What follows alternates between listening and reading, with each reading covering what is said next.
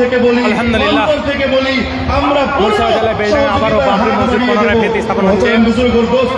বক্তব্য শেষ করার পরে আগে একটু কথা বলে দিই।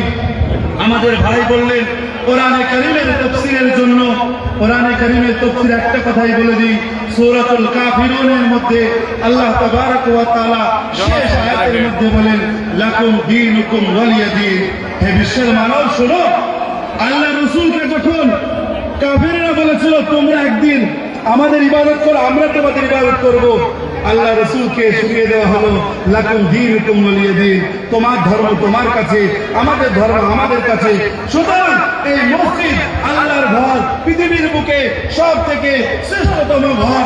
সুতরাং এই জন্য মুহতারাম মুসলমান দোস্ত, আমরা সকলে একবার জোর করে নারা লাগাবো, বলেন নারে তাকবীর, আল্লাহু আকবার, আল্লাহু আকবার, আল্লাহু আকবার, জিন্দাবাদ, জিন্দাবাদ, জিন্দাবাদ, জিন্দাবাদ, জিন্দাবাদ,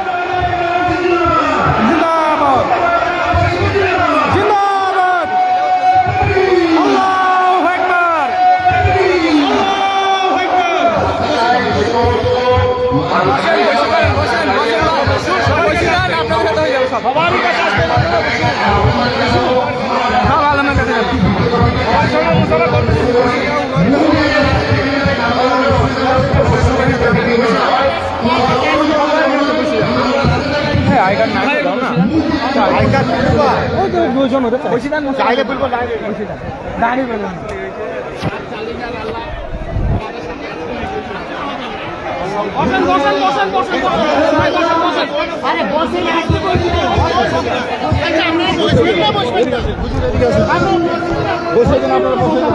আপনারা বসে সবাই